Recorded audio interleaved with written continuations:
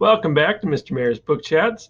Today I'm going to talk to you about 5 new books. First one is called The Perfect Score by Rob Bouyer. And this is the same author of the Mr. Terupt series that you may have read before. And like those, this story is told through the perspective of 5 different narrators. And all of these 5 narrators are dealing with one or more personal issues. And at school, they're all kind of dealing with the threat and looming of the standardized test coming up. And the teachers are stressed out because this standardized test says a lot about how their school is doing and the funding that their school is doing. So the administration is stressed out, the kids are stressed out, the teachers are stressed out. And then the kids find a way, a surefire way to ace the standardized tests. And they think that maybe this will kind of solve everything. And so this is a story of friendship, of coming together, of just kind of middle school drama. This one is a good one if you like. It's just a good story. Next book, this one is kind of crazy. The last day of summer. It follows brothers Otto and Sheed, and they are coming up to the last day of summer, and they're not really looking forward to school because they are kind of the masters of solving mysteries in their town. Anytime there's a mystery, the town relies on Otto and Sheed. So the last day before school starts, they're up on this hill and they meet this mysterious man who appears with a camera. And when he takes a picture, everything freezes. And now there's all kinds of strange creatures, that come up. This is definitely science fiction, fantasy-ish, just kind of a wild story. It's kind of funny as well, but if you're looking for something a little bit different, check out The Last Day of Summer. Next one is called Chirp by Kate Messner.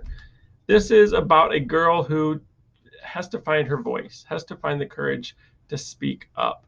Her name is Mia, and her life's kind of turned upside down a year ago when she broke her arm. She's a gymnast, and her family decides to move back to Vermont to live near Mia's grandmother, who owns a cricket farm. She farms crickets as an alternative food source, which is kind of crazy and an interesting thing. But Mia, as she goes through the summer, things start happening to the cricket farm, and the grandma is sure that there's sabotage, that somebody is kind of wreaking havoc. And so Mia tries to solve that mystery of what's going on. But along the way, again, Mia's got to find her voice and find the courage to stand up for, what she knows is right. Next one, The Line Tender. This one is a little bit longer, and it's kind of a quiet book, but it's a great story. It's about a girl named Lucy and her best friend Fred. And Lucy and Fred are kind of obsessed with sharks. And they have an assignment where they are creating this sketchbook of sharks and facts about sharks. See, Lucy's mom was a biologist, a shark biologist, and her father is a police diver. So Lucy's always been around the water. But when Lucy was 7, 5 years before this story takes place, Lucy's mom passes away. And so ever since then, Lucy has been just kind of throwing herself into all she can find out about her mom and about what her mom loved, which was sharks. And then something happens to Fred, and Lucy is devastated. And so it's just this story of grief and trying to grapple with the pain that she has of losing her mom and then what happened to Fred. So it's just an excellent story. Again, it's kind of a quiet story, but if you are patient, it pays off in the end. And then the last book is called The Lost Girl. This is kind of a fantasy story. It's about identical twins, Lark and Iris, who have been together their entire life. But in the new school year, they decide that, or the parents decide that, you know what, we're going to split you up. You're going to have different teachers for the first time ever. And they kind of don't know what to do because they've always relied on each other.